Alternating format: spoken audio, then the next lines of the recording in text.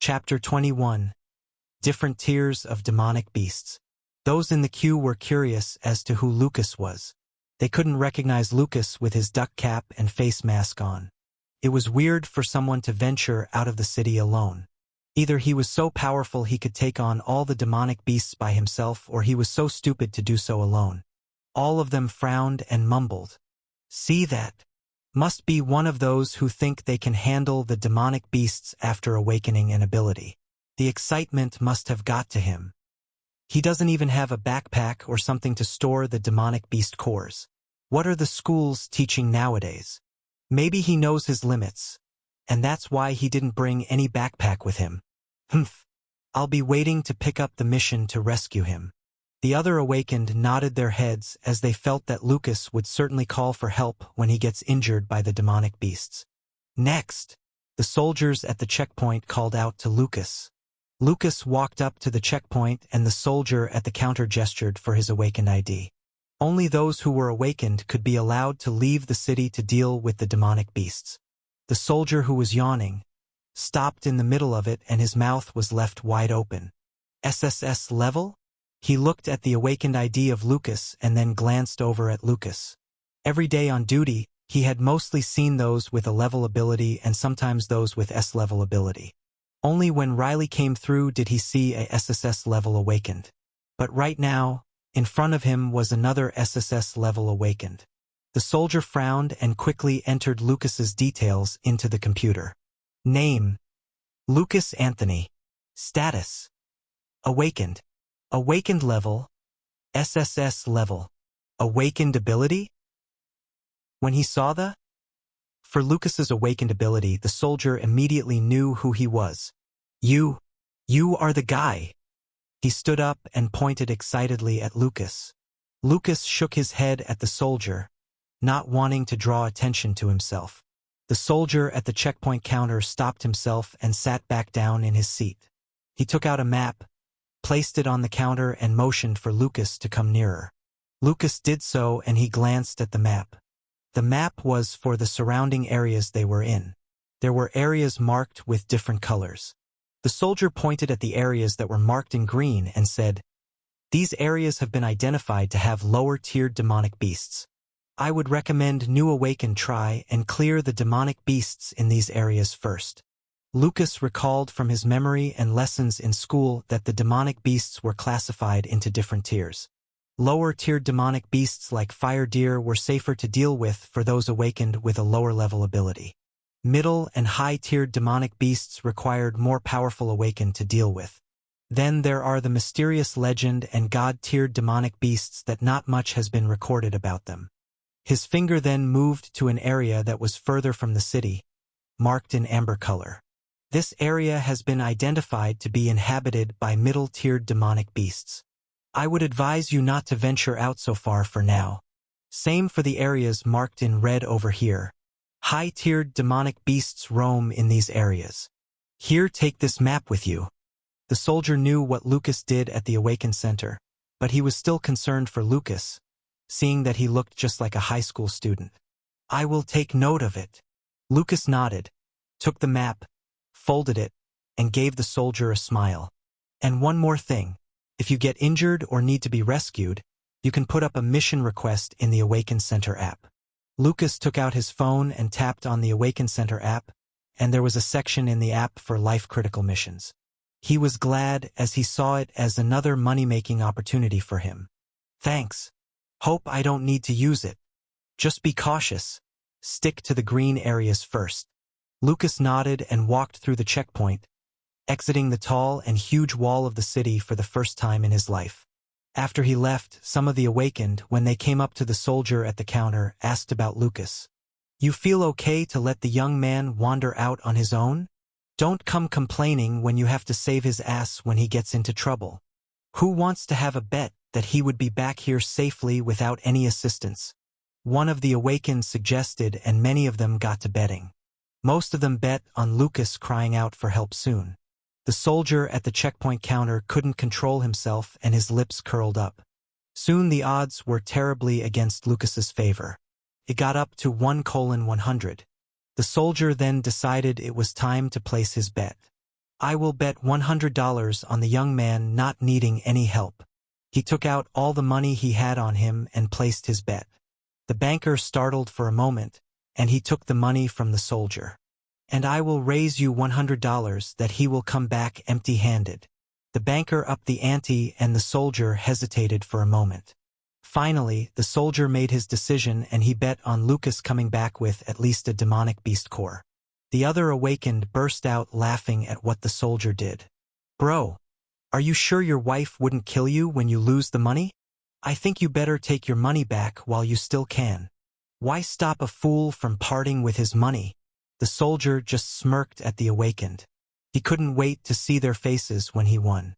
The newbie awakened who broke Riley's record couldn't be as bad as these awakened thought.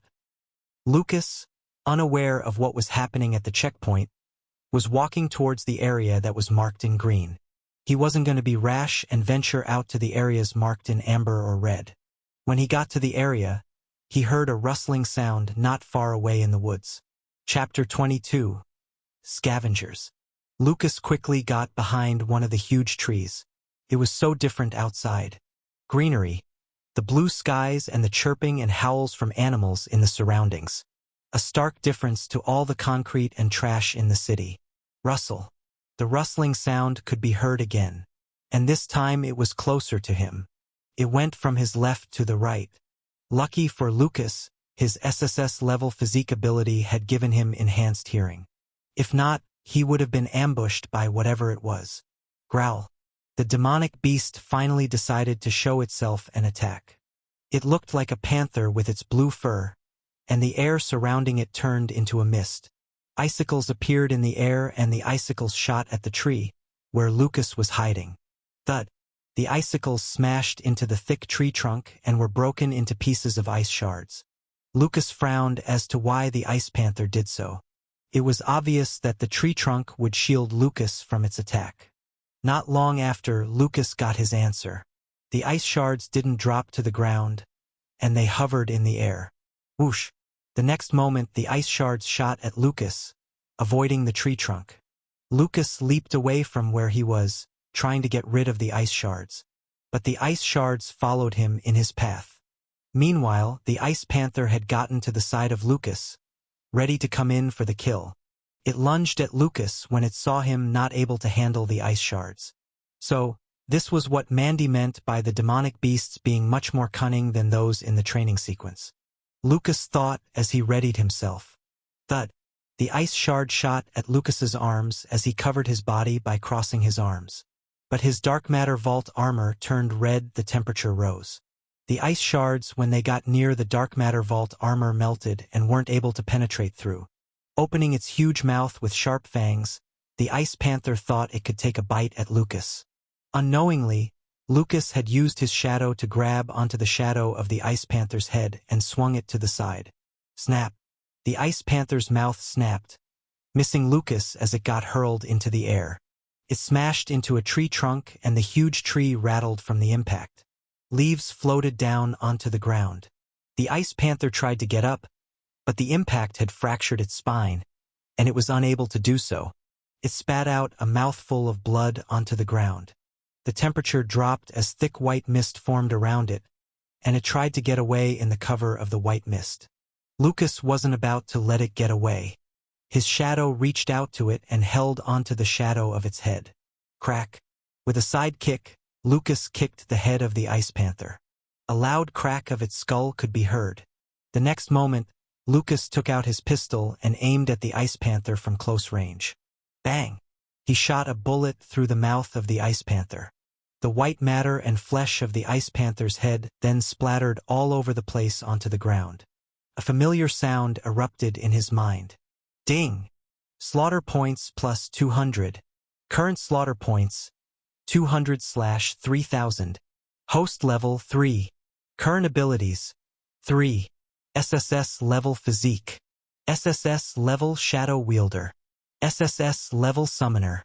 Lucas was glad that he had decided to start in the green areas.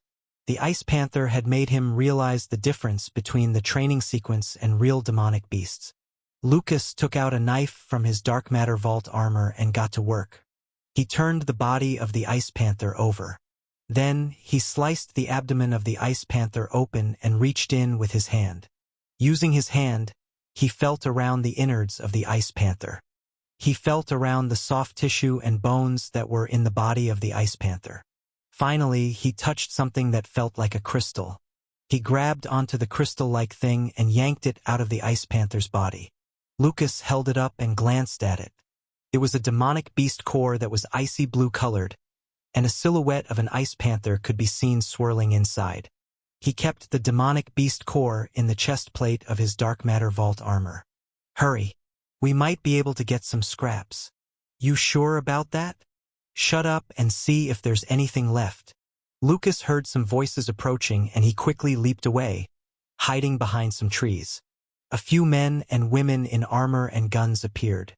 They approached the body of the ice panther, and they tried to salvage something out of it. "Damn, it's gone." The leader of the awakened team cursed and sighed. Lucas slowly got further away from them and went deeper into the woods. He reminded himself to be on full alert next time. This team of awakened was looking to pick up some scraps.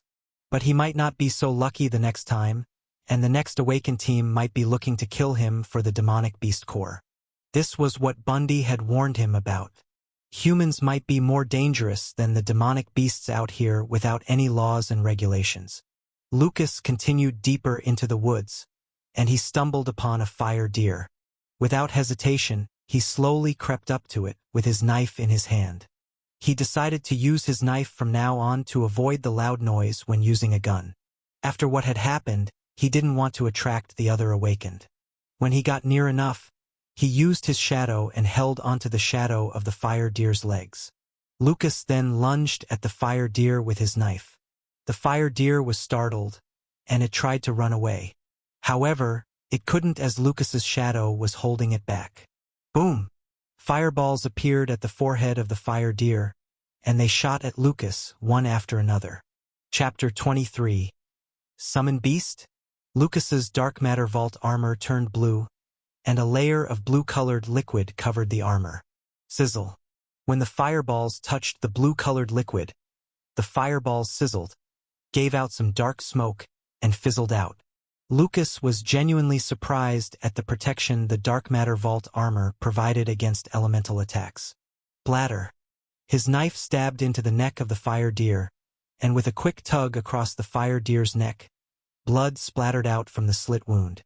Walls of flame rose from the surroundings, as the fire deer tried to get Lucas away from it. But Lucas didn't flinch as his dark matter vault armor protected him from the walls of flame. Struggling with its remaining energy, the fire deer tried to get away from Lucas. However, it was to no avail as Lucas didn't let go. The fire deer was held firmly to where it was standing as Lucas, with his shadow, didn't let go and still held onto the shadow of the fire deer's legs. Lucas flipped and pointed his knife upwards, walked up to the fire deer, and stabbed the knife up into the fire deer's head. The pain from the knife wound made the fire deer thrash around, spraying blood all over Lucas. Lucas twisted the knife and then pushed on the bottom of the knife handle. Crack. The blade of the knife sliced through the bone of the fire deer and thrust out from the middle of the fire deer's forehead. A familiar sound erupted in his mind. Ding! Slaughter points plus 200. Current slaughter points, 400/3000. Host level 3. Current abilities, 3. SSS level Physique. SSS level Shadow Wielder. SSS level Summoner. Lucas wiped his face and flicked his hands, trying to get the blood off his hands. The blood didn't stick to the dark matter vault armor and most of it had dripped onto the ground. Seems like there's a special coating on the dark matter vault armor, Lucas thought. He stood and rested for a moment while recollecting what had happened. The fire deer was certainly much more powerful than a domesticated one. If he had encountered one that wasn't domesticated, he would have been killed in the abattoir, even with his SSS level physique ability. But now he was at level 3 and had gained more slaughter points to become stronger. He pulled out his knife from the fire deer's head and got to work taking out the demonic beast core. After he was done, Lucas looked at his watch and it was already noon. He had better kill more demonic beasts for more slaughter points and demonic beast cores before sunset. It might be risky for him to spend the night out here. These low-tiered demonic beasts aren't really suitable to become my summoned beasts, though. Lucas sighed and said to himself. They just weren't powerful enough for Lucas to consider. He would have to keep going until he encountered a demonic beast that was suitable. Lucas kept the demonic beast core in the chest plate of the dark matter vault armor, and he took out an energy bar and a bottle of water. He munched on the energy bar and drank some water as he moved deeper into the woods. It was relatively uneventful for the next hour as he roamed in the woods. The demonic beasts seemed to have scattered away and gone somewhere else. Maybe he was too powerful for the demonic beasts, and they feared him? Lucas joked to himself and shook his head. It would make his trip to gain slaughter points and demonic beast cores difficult if it was true. His patience started to wear thin as he still didn't encounter any demonic beasts for another hour. Lucas then decided to go to a river nearby to try his luck. He could also wash the remaining blood stains off his face at the river, as he didn't want to waste his drinking water on this. Growl. As he got nearer to the river, he heard some growling noise. Lucas crouched behind the bushes and slowly approached the growling noise. He peeped out from behind the bushes and saw that there were two ice wolves, growling at what looked like a small demonic beast. The small demonic beast looked like a small dragon, with its dark body and scales on its body. Most notable was its huge mouth with huge fangs going all the way from one side of its head to the other. Icicles appeared in the air as the ice wolves got ready to attack the small demonic beast. Whoosh! The icicles shot at the small demonic beast. Miraculously, when the icicles got near the small demonic beast, they disappeared. Burp! The small demonic beast gave out a burp and grinned at the ice wolves. The ice wolves glanced at each other, and they unleashed a volley of icicles at the small demonic beast. The same thing happened again. The icicles disappeared as they hit the small demonic beast. Burp! The small demonic beast burped and took a step forward towards the ice wolves. After their icicle attacks failed, the ice wolves changed tactics, and they separated themselves. Both of the ice wolves ran to the left and right sides of the small demonic beast and then suddenly lunged at the small demonic beast. Boom! Icicles rose from the ground, where the small demonic beast was, and shot at the ice wolves. The ice wolves, being airborne, couldn't do much as the icicles plunged into their abdomens from below. They gave out a whimper as they dropped to the ground. Blood slowly filled the ground where they were lying. Lucas saw what happened and he knew he had to have that small demonic beast as his summoned beast. To do so, he had to be able to get close enough to the small demonic beast and use his SSS level summoner ability to subdue it. He waited for the right moment as he saw the small demonic beast get closer to one of the ice wolves. It opened its huge mouth and took a bite at the ice wolf's body. Lucas quickly lunged at it from behind. Chapter 24. Sheba the Ravenous Maw. Lucas caught it by surprise. The small demonic beast tried to get away but wasn't quick enough. Using his shadow, Lucas had grabbed onto the shadow of the small demonic beast's legs. The next moment, he activated his SSS level summoner's ability. A white glow appeared from his forehead, and it reached out to the small demonic beast's forehead. Whoosh! The white glow darted into the head of the small demonic beast. A thought came into Lucas's mind the next moment. It was the thought of the small demonic beast. His SSS level summoner ability had linked them up. Lucas could feel the feelings it exuded: hunger, fear, and anxiety. Using his SSS level summoner ability, Lucas started to relay his thoughts to the small demonic beast.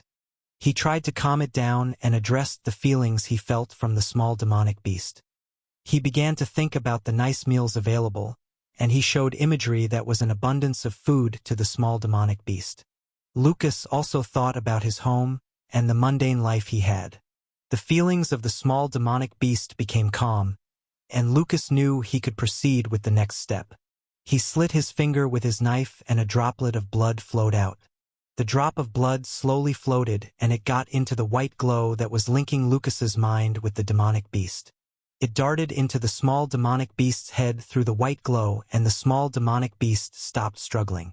The small demonic beast gave Lucas a huge grin, showing its sharp fangs to Lucas. It was neither cute nor menacing. It was somewhere in between. Lucas patted the head of the small demonic beast.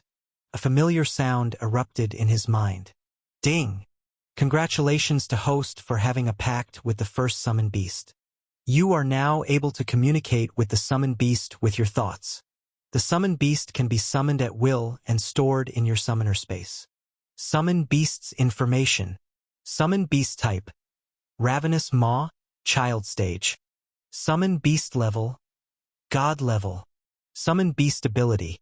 Absorb and eat up enemies' attacks. Can then return the attacks at 2x power. There would be a cooldown period after unleashing the powers.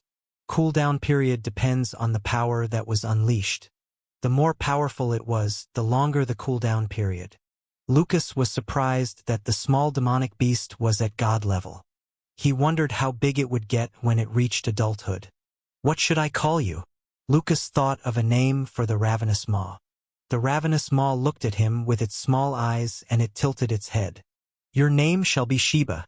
Would that be all right with you? Lucas said as he patted the Ravenous Maw's head like a puppy. It nodded its head and turned its focus back to the body of the ice wolves. The hunger of the Ravenous Maw couldn't be easily satisfied. Wait! Lucas stopped it and got to work getting the demonic beast core out of the ice wolves' bodies. After he kept the 2 demonic beast cores in the chest plate of his dark matter vault armor, he patted Sheba's head and said, "Go ahead and enjoy your feast."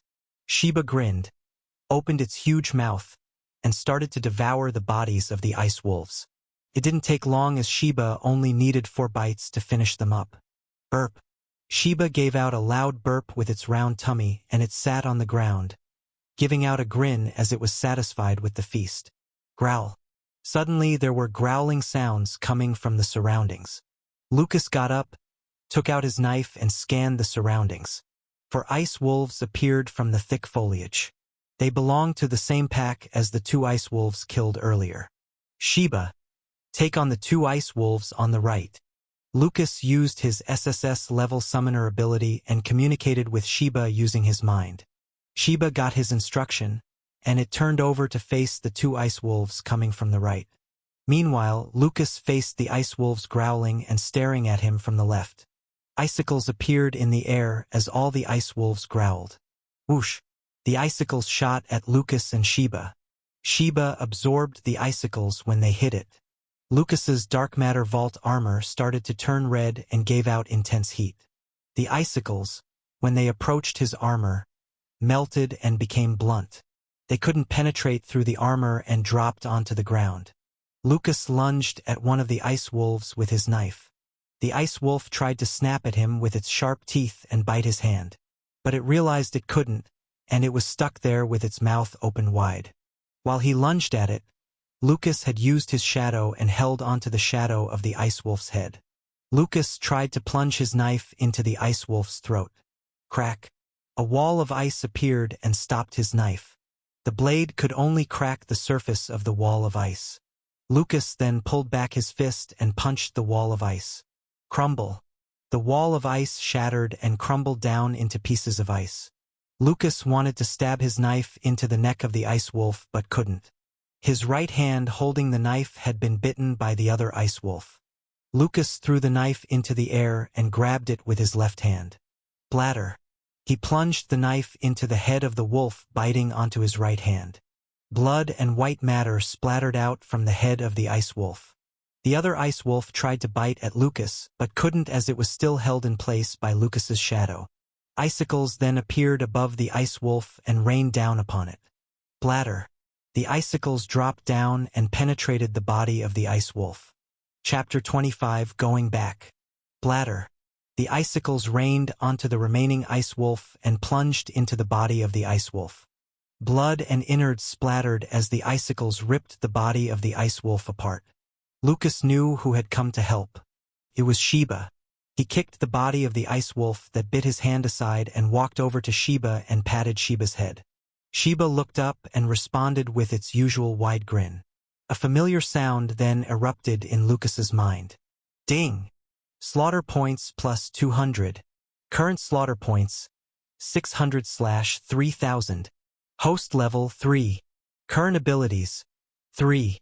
SSS level Physique. SSS level Shadow Wielder. SSS level Summoner. Wait for me to get the demonic beast cores before feasting on them, Lucas said to Sheba, and it nodded its head, as if it was able to understand. He got to work and took out the demonic beast cores from the 4 ice wolves' bodies. Here you go. You can have your feast now. When he turned around and glanced over at Sheba, it was lying on the ground with its eyes closed. Lucas used his SSS level summoner ability to see what was going on. He shook his head and smiled when the response he got was that Sheba needed to rest after unleashing the attacks. Using his SSS level summoner ability, Lucas then summoned Sheba into his summoner space. An orange glow engulfed Sheba and Sheba disappeared into thin air. Lucas then looked up and realized the woods had started to get darker. After having a glance at his watch, he saw that it was already 5 p.m. It was time for him to go back before nightfall. At the checkpoint, it was bustling with activity again. All the awakened that had gone out and cleared the surroundings of demonic beasts came back with their haul of the day. And they kept the demonic beast cores closely guarded in their backpacks until they came up to the checkpoint counter. They opened their backpack and let the soldier at the checkpoint counter record down the number of demonic beast cores they had. For any demonic beast cores they had gotten, they would receive a reward of $100. It would then be reported to the Awaken Center so that those in governance would have a feel of how the clearing was going. Looks like it was a rewarding day for your team. Nah, it's nothing much. We only managed to kill off 2 fire deers. What? 2 fire deers and you tell us it's nothing much? Most had been able to kill off just 1 or 2 demonic beasts. Killing off demonic beasts with their lower-level abilities was difficult. The soldiers were now on full alert as the night drawing near meant that things could be unpredictable. One of the awakened came up to the soldier at the checkpoint counter and asked, "So, how's our bet going? Now that you've reminded us, how is the young man now? Maybe he already got rescued by one of the other teams. I didn't see any rescue mission on the Awakened app." The other awakened were reminded of their bets on Lucas and they were also interested to know. "Oh, our bet. The young man isn't back yet." The soldier at the counter twirled the pen in his hand around and his eyes looked out into the distance. He prayed hard for Lucas to appear. The other awakened frowned at the soldier's response. "Isn't back? I think everyone knows what that means. The young man most likely died out there." One of the awakened spoke, and everyone else nodded. To them, Lucas must have been killed by one of the demonic beasts.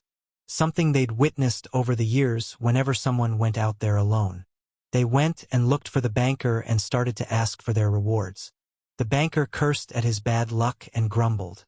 There just wasn't enough that bet on Lucas for it to be profitable. He sighed and reached into his pocket to take out his cash. But a commotion made him stop. "That's the guy, isn't it?" "I think so. My God. He really is back." Out in the distance, a lone figure was approaching the checkpoint. It was none other than Lucas. They scanned Lucas up and down and were surprised that he was unharmed. Thank God! The banker was ecstatic with Lucas's return. He wiped the beads of sweat off his forehead, and the tears rolling in his eyes, and gave out a long sigh. Looking at Lucas, he had wanted to go up to Lucas and give him a kowtow for coming back. Now, he wouldn't have to pay out to most of the awakened. Lucas didn't know why there was such an enormous amount of attention on him. He just nodded at the awakened around him and waited for his turn in the queue. However, the soldier at the counter waved at Lucas for him to step forward. He gave Lucas a huge grin as he had now won half of the bet. With his winning odds at 1:100, he already felt rich. And so, the soldier at the counter was eager to find out whether he had won the other half of the bet. That is, did Lucas kill any demonic beast and get a demonic beast core? "Welcome back." The soldier stood up with his arms opened wide and said to Lucas. Lucas frowned and nodded at him. "What's with the warm welcome?" Lucas thought to himself silently. The soldier with his arms stretched out, gave Lucas an awkward smile and sat down. "So, Did you manage to kill any demonic beast and retrieve their demonic beast core? You are required to show us how many for us to record it down. You will receive $100 reward for each demonic beast core obtained. The soldier leaned forward and asked. All the awakened turned their attention to Lucas.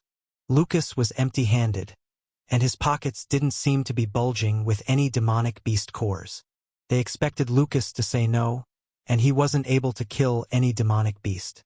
At the very next moment, they heard Lucas open his mouth. Chapter 26. Home Sweet Home.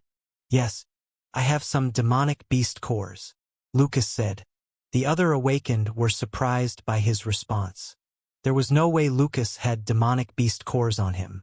Does he even know what a demonic beast core is? They thought silently to themselves. The banker frowned at Lucas as he had another bet with the soldier at the checkpoint counter. He began to pray that Lucas didn't know what he was talking about.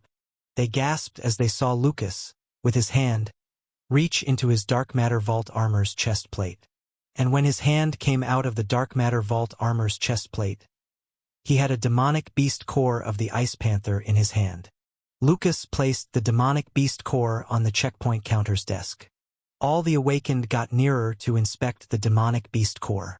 Every one of them was amazed that Lucas not only came back unscathed, but he was also able to kill an Ice Panther and get its demonic beast core. Lucas didn't hide somewhere and come back. No! The banker slapped his hand onto his face and his hands slowly slid down, showing his face that had an expression of despair. He had lost all his bets with the soldier at the counter. He could already envision all his cash being taken away from him. Well done. The $100 reward would be credited into your registered account when the authenticity of the demonic beast core is verified. The soldier at the checkpoint counter exclaimed with joy. He took the demonic beast core, placed it on a device, and the device started to scan the demonic beast core. Whirl. The device emitted a whirling sound as it scanned the demonic beast core for authenticity. After it was done, the demonic beast core was recorded into the system, and Lucas received a notification on his phone immediately. He picked up his phone and glanced at the notification. Southern Battle Administration Area Bank. $100 has been credited into your account. Thank you for contributing to the defense of the administration area. He put his phone down and felt great about the reward. He would have to work hard just to earn the same amount of money if he didn't become an awakened. But now things were different. You can go to the Awakened Center to exchange this for money if you want to, or you can use it to make yourself stronger. The soldier at the checkpoint counter said as he passed the demonic beast core back to Lucas. Don't leave first. I had some bets with these awakened, and you deserve some of the earnings. I'm not about to leave. Lucas shook his head, much to the surprise of the soldier. The soldier had expected Lucas to leave the next moment, but Lucas didn't. He saw Lucas reaching into his armor's chest plate again. One by one he took out all the demonic beast cores he had obtained. The soldier at the checkpoint counter couldn't believe his eyes when he saw the demonic beast cores on his desk. There were 1 Fire Deer's demonic beast core, and 6 Ice Wolf's demonic beast cores. 8 demonic beast cores? How is that possible? He is just a young man. This is the first time I've heard of someone coming back with 8 demonic beast cores. Even Riley can't get so many. If I remember correctly, his record was only 4. The awakened chattered excitedly amongst themselves. Wait, what if these demonic beast cores were fake? One of the awakened suddenly exclaimed, and all of them went quiet. They waited and watched intensely for the soldier to proceed to see if the demonic beast cores were in fact authentic. The soldier shrugged and picked up one of the demonic beast cores and placed it onto the device. Lucas's phone then kept on buzzing as the soldier scanned the demonic beast cores one after another. $100 has been credited into your account. $100 has been credited into your account. $100 has been credited into your account. It was a fruitful trip. He looked at the notification and thought to himself. By now the other awakened were in a frenzy. Who was this man? They had to get him onto their team. That's him. The one that broke Riley's monthly ranking for this month. No wonder he could be so good. Someone finally realized who Lucas was, pointed at him and shouted. Lucas frowned as this meant that he would have to deal with these awakened wanting him to join. The soldier at the checkpoint saw his expression and stood up. All of you better not harass him. The other soldiers held up their weapons as a warning. All the other awakened kept quiet and stepped back.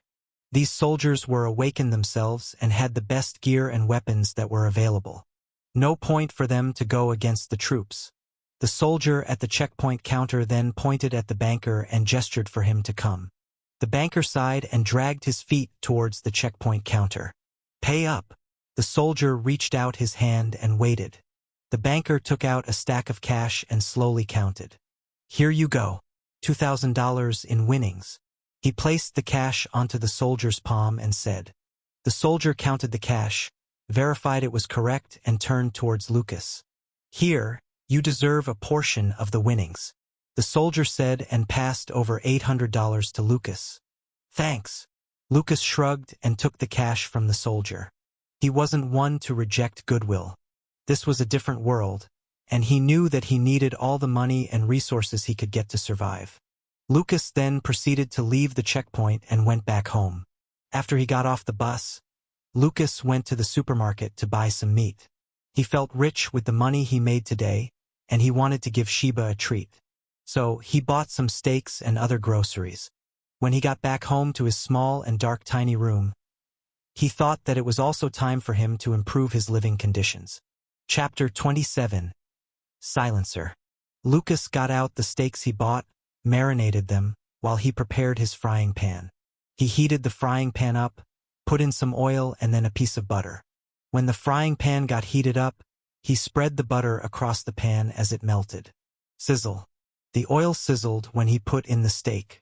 Instantly his tiny dark room was filled with the aroma of the steak. After the steak was medium rare, he activated his SSS level summoner ability. An orange glow appeared in the room, and when the glow dissipated, Sheba appeared.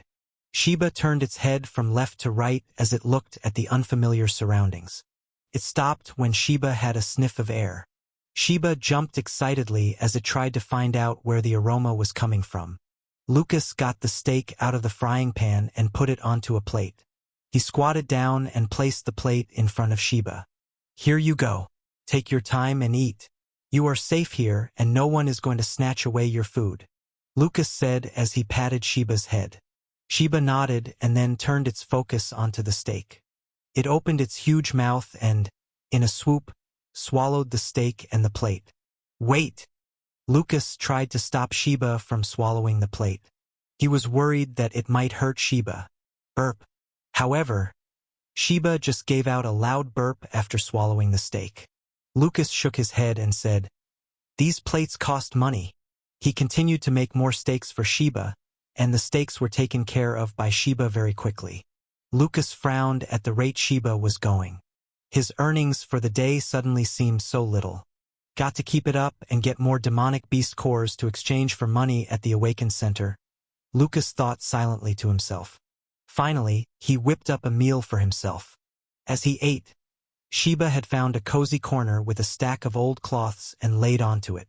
Lucas smiled at Sheba and said, "If you like it, that's your bed from now on." Sheba nodded and snuggled into the stack of cloths. He glanced at Sheba and felt for the first time a sense of home in this tiny dark room. After finishing his meal, Lucas washed up and rested for the day. Next day, Lucas woke up and after a quick breakfast he went over to the Awakened Center. This time he had his duck cap and face mask on again. The Awakened Center was filled with all the Awakened teams as usual.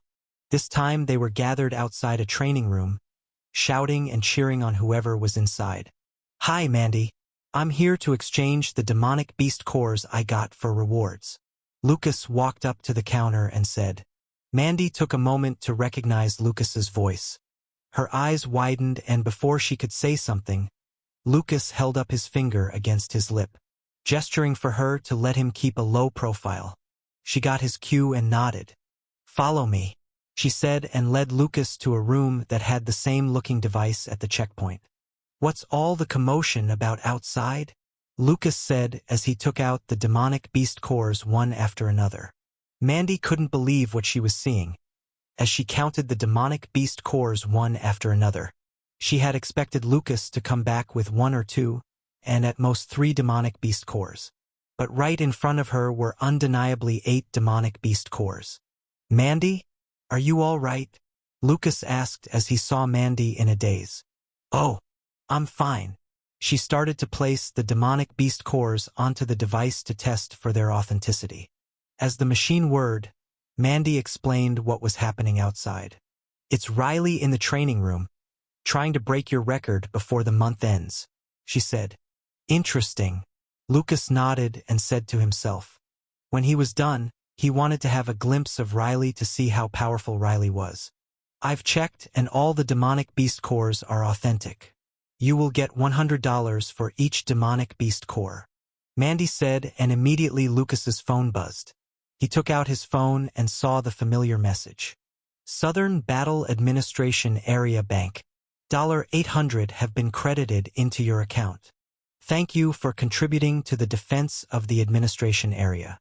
Lucas then looked up and asked, "Mandy, I need to buy some more weaponry. Could you help with that?" "Sure. Follow me." Mandy led him to the lift, and they went up to the weaponry room. Lucas didn't waste time, picked up boxes of bullets for his pistol and a silencer for the pistol. After what happened out in the woods, he wanted something to let him avoid the scavengers and other awakened teams. He paid for the stuff and got down to the training room to see how Riley was doing. "Riley, hang in there. You can do it. I have faith in you." The crowd of awakened shouted and cheered. Riley looked out at them and brushed his long flowing blue hair. He gave them a thumbs up and a wink. Some of the awakened blushed at what he did. "He must be winking at me," they thought secretly to themselves. Lucas's eyes opened wide as he didn't expect Riley to be so outgoing. He looked on as the light beam appeared and the voice boomed from the speakers in the ceiling. "Ember Ox eliminated. Initiating sequence for the 5th round. Roar." The water gorilla appeared, and it immediately opened its mouth, and a waterspout shot out from it. Riley leaped away and the water gorilla turned its head to chase after him. The waterspout followed Riley, leaving a trail of broken concrete sliced open by the waterspout. Riley panted as he kept running. His SSS-level lightning had taken its toll on him again. Every lightning strike he unleashed sucked so much of his energy that he could only deal out huge damage but for a very short duration. Bright flashes of light started to appear at Riley's hands. Chapter 28. Pak Soon-hyun. Riley's face didn't show it, but he was feeling anxious inside. He only had energy for this last lightning strike, so he had to make sure he doesn't miss. The static in the air increased and the water gorilla sensed danger when its fur stood up on end. It stopped the waterspout and a wall of water covered its body. Bam! The water gorilla started to hurl water bombs at Riley. When the water bombs hit the ground, droplets of water splashed around. Riley, who was then raising his arm to unleash his lightning strike, felt pain as the water droplets penetrated his armor and skin. He had no choice but to leap and dodge away from the water droplets. The water gorilla took the opportunity and unleashed a waterspout at Riley again. Riley knew he didn't have much time left and he unleashed his lightning strike at the water gorilla. Boom! In an instant, a bright flash filled the training room. Those that were looking on from outside had to close their eyes. Debris flew all over as the lightning strike hit the ground. Riley panted as he watched intensely as the dust began to settle. Roar! The water gorilla was still alive, and it gave out a loud roar. It swung its huge arm next and flung a water bomb at Riley. Riley could only try to roll away from the water bomb. Bam! The water bomb hit the ground and the water droplets shot at Riley. Blood seeped out from his armor as many water droplets had penetrated through his armor. The crowd of awakened gasped in anxiety. Was it not meant to be? Riley had tried so hard, those that blushed earlier thought. Some shook their heads as they knew the eventuality. I give up. Riley raised his hand and said. Sam, who was in the control room, quickly stopped the training sequence and pressed the button for medical attention. The water gorilla dissipated and the training room, now wrecked, only had Riley in it. Soon, a team of men and women dressed in white came running into the training room. They got next to Riley and held up their hands. White glow appeared from their hands, and the white glow darted out onto Riley's body. Slowly, the bleeding from Riley's wounds stopped, and he thanked the medical staff. Lucas took note of the medical staff who had healing abilities. It seemed like there were still so many abilities for him to explore and find out. He was also pleasantly surprised with Riley's ability. The lightning strike attack was so powerful and fast that he didn't have any confidence to dodge it. "Are you all right?" "It's okay. We can try again next time." "That fellow must have gotten lucky. Don't worry too much." The crowd of Awakened tried to console Riley as Riley got out of the training room. "It's not luck. Don't underestimate Lucas's ability. To get to this level, luck is not enough," Riley said as he tried to tidy up his long blue hair with his fingers. Young ladies in the Awakened crowd nodded and looked up at Riley. "You are so full of wisdom. Please share more of the wisdom and fill me up with it." One of the young ladies perked up her chest and tried to get close to Riley. "No, you don't." The other ladies weren't happy, and they got into a tussle. Riley shook his head, and he called out to Mandy, "Mandy, if it's possible, can I have the contact for Lucas?" Mandy hesitated for a while, and she stole a glance at Lucas. Lucas shook his head slightly. He was not ready to deal with joining an Awakened team yet. Getting stronger by himself was his main priority now. "Lucas told me he needed some time to clear his mind, and he didn't want any distractions." Mandy took Lucas's cue and said, "Well, if he changes his mind, you have my contact." Riley gave Mandy a wink and left the Awakened Center. His teammates, who were sitting on the sofa in the lobby area, stood up and followed behind him. The other Awakened looked on in envy as most of them would give up anything to join Riley's team. "Lucas is some stuck-up, huh? Young man playing hard to get, not knowing what he is missing out on. Imagine all the riches he is leaving on the table by not joining Riley." They shook their heads, thinking that Lucas was missing out on rewards. Lucas, however, didn't bother with them, and he left the Awakened Center. Robertson Mansion. Jules Robertson and Pak Soon-hyun were seated on the lush sofa.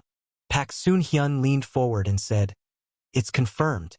Lucas was going out of the city to clear the demonic beasts," he said and stood up excitedly. "Finally, here's our chance. You know what my father said previously, don't you?" Jules Robertson said as he stared at Pak Soon-hyun.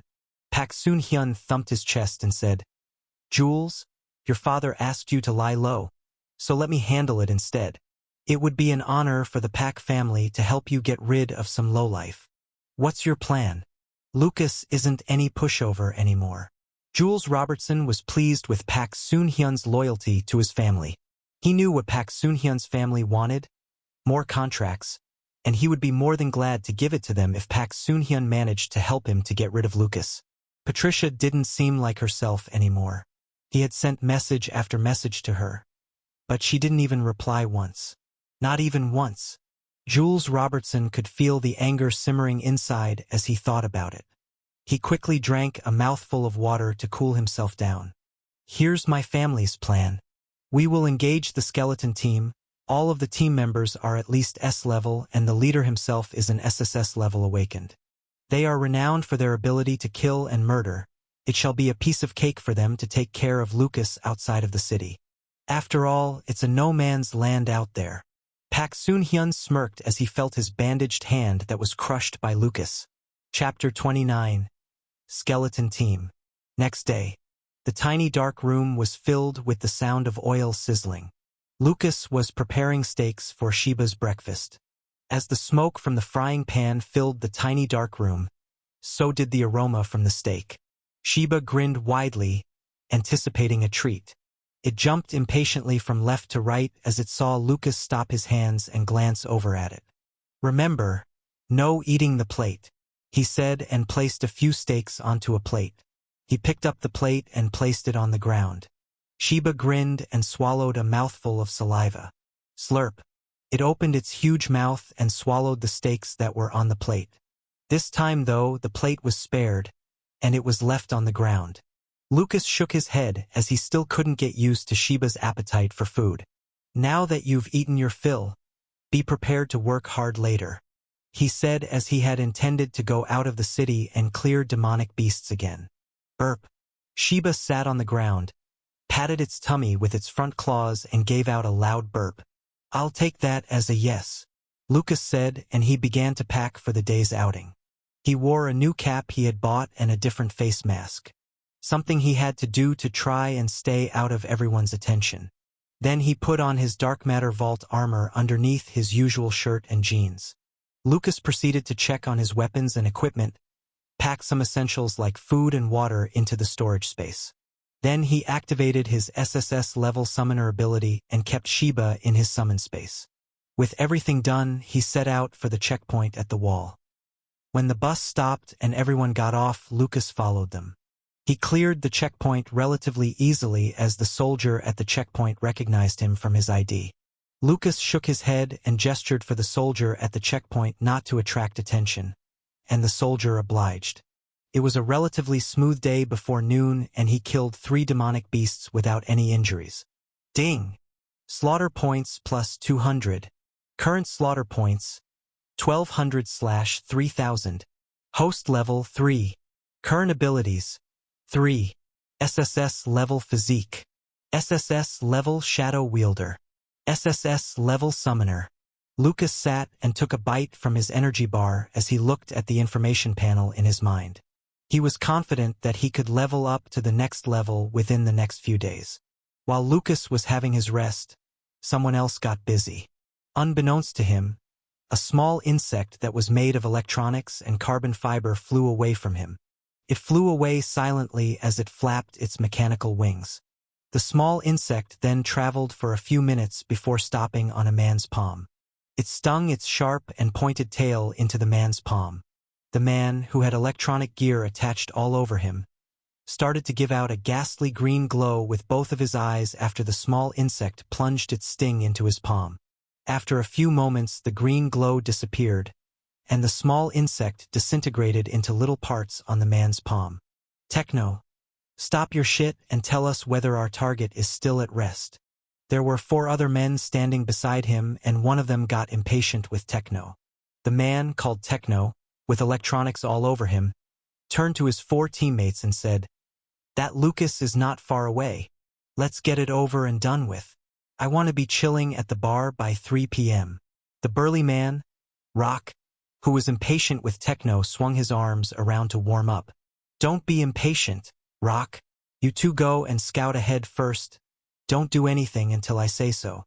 The leader of the team, Skull, who wore a skeleton mask, glanced over at the other 2 remaining members.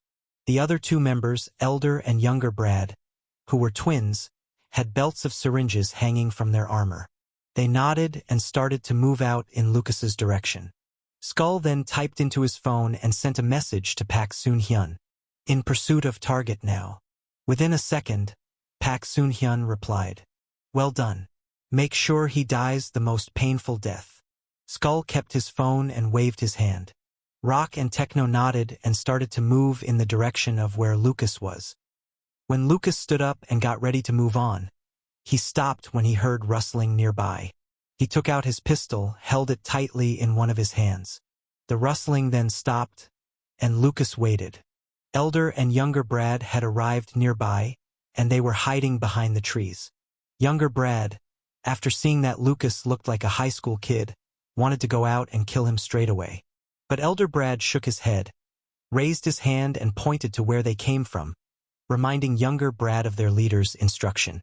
Younger Brad smirked and wouldn't listen. "Why are you so scared of that young man?" he thought. The skeleton team, had assassinated so many awakened and hadn't failed so far.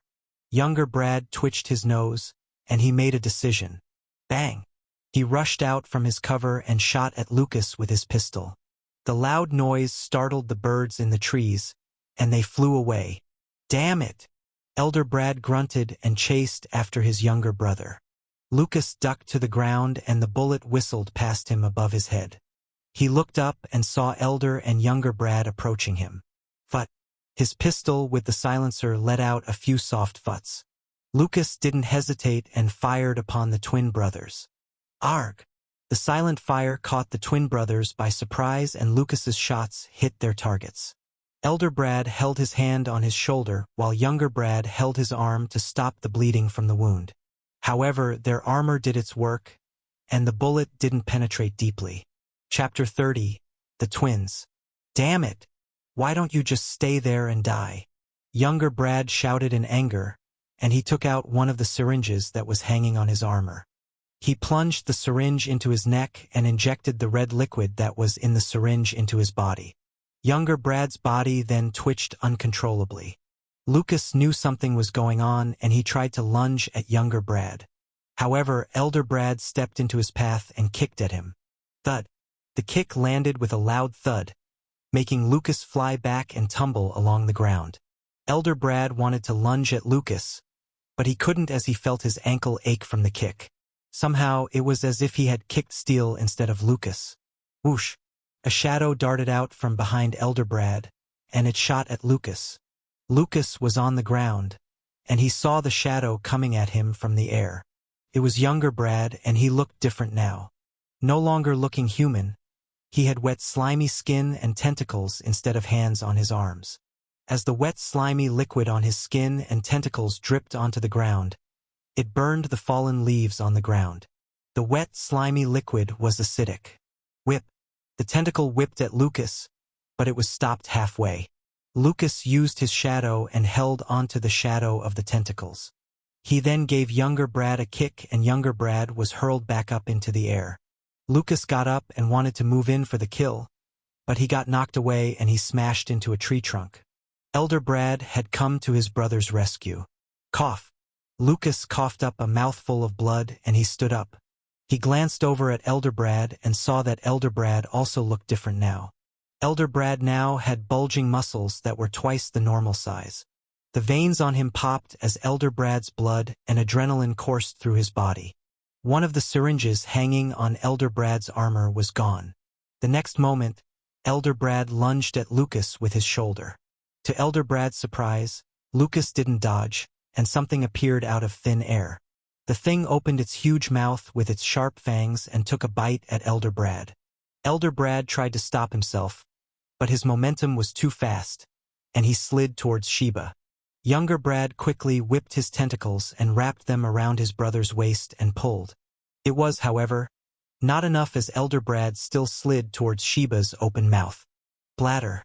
Sheba took a chunk out of Elder Brad's shoulder and blood splattered onto the ground. Tui. After it spat out the chunk of flesh in its mouth, Sheba then opened its mouth and bit at Elder Brad again. Younger Brad quickly yanked hard with his tentacles and Elder Brad flew towards younger Brad. Elder Brad smacked into younger Brad, and they tumbled onto the ground. Thud. Lucas lunged at them and when his fist hit Elder Brad's head, the impact was so powerful that it made Elder Brad's head slam into the ground. Elder Brad stopped moving as he lost consciousness. Whip. Younger Brad tried to stop Lucas by whipping his tentacles at Lucas. He stopped as he saw Sheba came from the side and snapped at his head. Splash. Younger Brad's skin spurted out the wet slimy liquid at Sheba. The slimy liquid landed on Sheba's scaly skin and gave out white smoke when it tried to burn through Sheba's scaly skin. To younger Brad's surprise, it couldn't do any damage to Sheba, and the white smoke dissipated quickly. Snap. Sheba took a huge bite at younger Brad's neck and succeeded.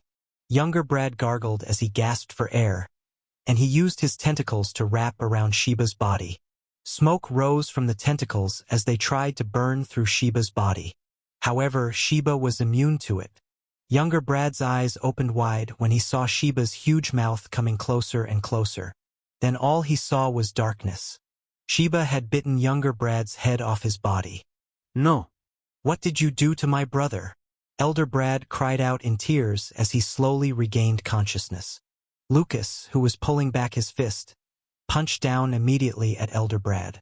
Elder Brad took out one of the syringes he had, and he stabbed it at Lucas's arm. Not knowing what the contents of the syringe would do to him, Lucas quickly pulled back his arm. Whoosh! The syringe missed by an inch. Elder Brad quickly took out a few syringes and plunged them into his neck. Lucas knew he had to stop him, so he stomped on Elder Brad's hand holding the syringes. Crack. His stomp fractured Elder Brad's arm, and the syringes dropped to the ground. He pulled back his fist and punched at Elder Brad's head. Thud, thud, thud. Loud thuds echoed in the woods as Lucas punched Elder Brad's head repeatedly. Elder Brad's head then started to be deformed, and soon it was beaten into a pulp. Blood and white matter from Elder Brad's head splattered all over. A familiar sound erupted in his mind. Ding! Slaughter points plus 600. Current slaughter points 1800/3000. Host level 3. Current abilities 3. SSS level Physique. SSS level Shadow Wielder. SSS level Summoner. He was pleasantly surprised by the 600 slaughter points. Lucas began to rummage through the body of Elder Brad to see who they were and whether they had any demonic beast cores on them. He had just gotten started before he heard more rustling coming towards him. This time he heard it from 3 directions. Sheba.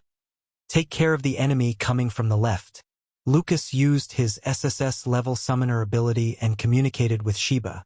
Sheba nodded and turned to Lucas's left. Pretending that he had heard nothing, Lucas rummaged with one hand and reached into his dark matter vault armor with the other. He held onto a smoke grenade and waited for the right moment. D. Rock's voice boomed and he lunged at Lucas from the air. Chapter 31 Heated Fight.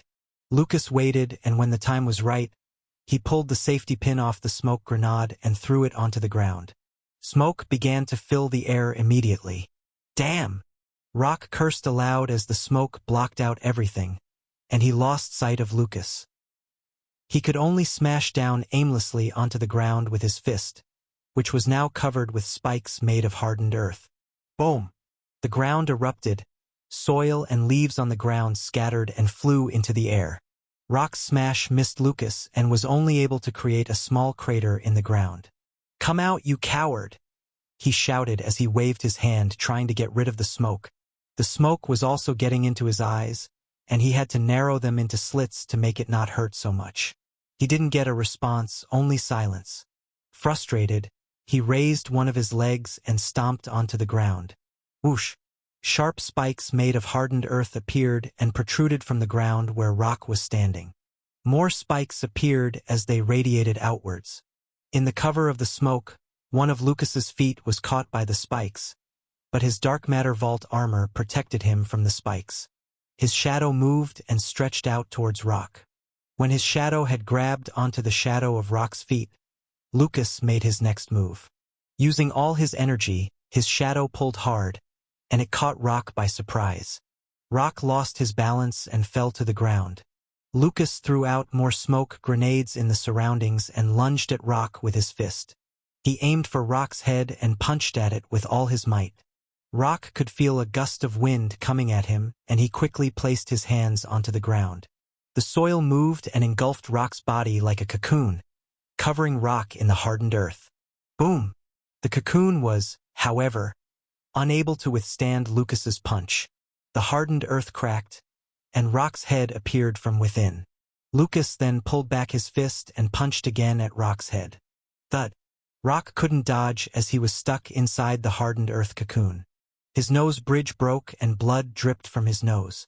Techno, use your electronic shit to locate the bastard and kill him. Rock shouted for help from Techno. But Techno wasn't able to respond. He was busy dealing with Sheba. Small insects made up of electronics flew out of his body and swarmed at Sheba. Their stings charged with electricity would be able to render a man dead. To Techno's surprise, Sheba wasn't bothered, and it seemed to grin with its huge mouth. Buzz. As the small insects stung at Sheba, there was a buzzing sound from the electricity. Sheba didn't feel a thing and ignored the small insects. It then opened its huge mouth and began to swallow the small insects. Burp.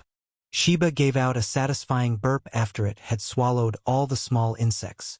Techno couldn't believe what he was witnessing. Throughout his career in the skeleton team, he had never seen anything like Sheba. He knew he had to give all he had to kill Sheba. Sheba tilted its head and looked at Techno, as if waiting for more treats from Techno. After a moment of waiting and nothing from Techno, Shiba wasn't too happy, and it lunged at Techno. Techno raised his hands and the electronics covering his body started moving on their own. They assembled onto his hands and became a huge cannon. An amber glow appeared at the mouth of the barrel as Techno channeled all his energy into it. Bam! Techno fired a shot at Shiba. To his horror, Shiba opened its mouth and swallowed it. How can this be possible? My plasma cannon can take out a few tanks, Techno exclaimed in fear to himself. Shiba gave out another burp and grinned at Techno. It lunged at Techno the next moment. This time the distance was too close for Techno to muster another shot from his cannon. The electronics started moving and changed their form into a shield. Buzz! Shiba unleashed bolts of electricity at the shield. The electricity caused the electronic shield to be electrocuted, and they fell onto the ground piece by piece. Bang! Techno had no choice but to pull out his pistol and shoot in rapid shots at Shiba. The bullets did nothing but bounced off its scaly skin. Bladder! Shiba opened its huge mouth and snapped at Techno's hands. It bit off the hands and spat them out. Arg! Techno cried out in pain as he tried to get away from Shiba. Fear filled his mind when he saw Shiba's shadow from behind, following him relentlessly as he tried to run away. He saw from Shiba's shadow that it had opened its huge mouth. Snap! The next thing Techno could see was just darkness. Shiba had bitten his head off his body. Meanwhile, Lucas continued to rain down punches at Rock. Thud! Skull! Do your job as leader, damn it! Rock shouted as Lucas dealt out another blow onto his head. Now, Rock's face was swollen from Lucas's fists raining down onto his face. Blood was smeared all over his face as he gasped with difficulty for air. The next moment, skeletons that could move on their own appeared. Their eye sockets, which were hollow and dark, gave out a red glow when they sensed where Lucas was. Together, they lunged at Lucas in unison. Lucas was readying himself for another blow at Rock when some of the skeletons held onto his arm. The rest of the skeletons came at him and tried to stab at Lucas's body with their sharp finger bones. Bladder! Their fingers were able to break through his dark matter vault armor, and blood splattered onto the ground. Lucas swung his arm around and flung those skeletons holding onto his arms into the air. He then brushed his arm across his body and broke the forearms off the skeletons that had their hands dug into his body. Drip! After he pulled out the skeleton hands from his body and threw them onto the ground, blood dripped onto the ground from his wounds. The skeletal hands on the ground eerily kept moving. These skeletal hands then flew and connected back with the skeletons. Chapter 32, Tough Battle. Lucas saw the skeletons coming together again and was surprised. He lunged at them and with his shadow, swept them off their feet onto the ground. Crack! Punching his fist onto one of the skeleton's skulls, the skull broke into pieces. The skeleton didn't stop moving, and it grabbed onto Lucas's feet. Lucas quickly stomped onto its hand and smashed the skeletal hand into pieces. The other skeletons on the ground also came crawling at Lucas. He leaped away and saw that the smashed skull and skeletal hand of the skeleton had merged back together. Shiba! Find the man behind the skeletons and kill him. Lucas used his SSS-level summoner ability and sent out his thoughts to Shiba. He figured the only way to make these skeletons stop was to kill the man who had summoned them. Shiba nodded and it began to search in the woods for the man behind the skeletons. Boom! The hardened earth cocoon broke into pieces and the debris flew into the air. Rock slowly stood up as he wiped the blood off his nose and looked up. I swear I'll make you pay for it, he said as he stared at Lucas. He turned around and shouted, Techno, I swear I'll rip your skin off if you don't. When the smoke cleared and the reality of what happened to Techno hit him, he could see Techno's head was on the ground, not far away from Techno's body. They should have finished Lucas off easily and been enjoying their usual beer at the bar by 3 p.m. Rock thought to himself in disbelief. But right now, the Brad brothers were dead and so was Techno. It wasn't supposed to be like this. Who the hell is this young man? Rock gritted his teeth and clenched his fist as anger surged within him. He turned toward Lucas. The earth on the ground trembled and the soil rose into the air. Layer by layer, the soil covered Rock's body and hardened itself. Soon, Rock was covered in armor made up of hardened earth. Rock gave out a huge roar and charged at Lucas. Lucas saw Rock coming at him from the front and he stole a glance at his back. The skeletons were also coming for him from behind. He waited for Rock and the skeletons to get closer. Thump, thump, thump. The earth shook with Rock taking every step in his heavy armor. 3, 2, 1 more step. Lucas focused on the distance and thought to himself silently. He leaped to the side and dodged Rock's charge in the nick of time. The skeletons were also inches from him before he leapt. Crumble. Rock charged into the mass of skeletons and the skeletons crumbled into pieces. Lucas took this opportunity to lunge in and punch at Rock's body. Crack. His punch was stopped by Rock's armor, and only some cracks appeared on the armor. Lucas followed with a swift uppercut aimed at Rock's chin. The armor covering Rock's chin wasn't as thick and Lucas's uppercut broke off pieces of the armor. The impact from his punch also made Rock's head fling back. Lucas saw an opening as it exposed Rock's neck. He grabbed onto Rock's throat and tightened his grip. Smash! Rock smashed his arm covered in heavy armor at Lucas's head to try and get away. Crimson flowed down onto Lucas's face from the wound inflicted by Rock, but he endured the pain and didn't let go. Rock's eyes opened wide when he saw what happened next. The wound on Lucas's head slowly closed up and had miraculously healed. The only thing left was the trail of blood that had flowed down from the wound. It can't be, Rock thought to himself in astonishment. He raised his arms and tried to smash them at Lucas again. This time his arms stopped halfway. Lucas's shadow had held onto the shadow of Rock's arm. Rock squirmed in pain as Lucas was a moment away from ripping Rock's throat out of his neck. Bladder. The skeletons came from behind and they stabbed their sharp fingers into Lucas's back. Blood splattered onto the ground. Some of the skeletons then tried to pull Lucas's hand away from Rock's throat. They stabbed their sharp fingers into Lucas's arm and tried to pull his fingers back.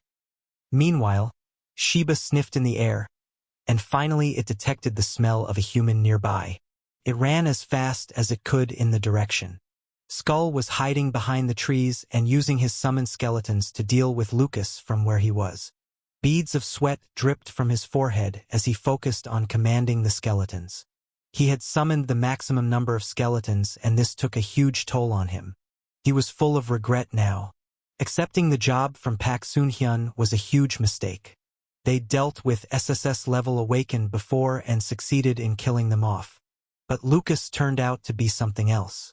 As these thoughts went through his mind, he heard a rustling sound from behind. He immediately turned and took a glance.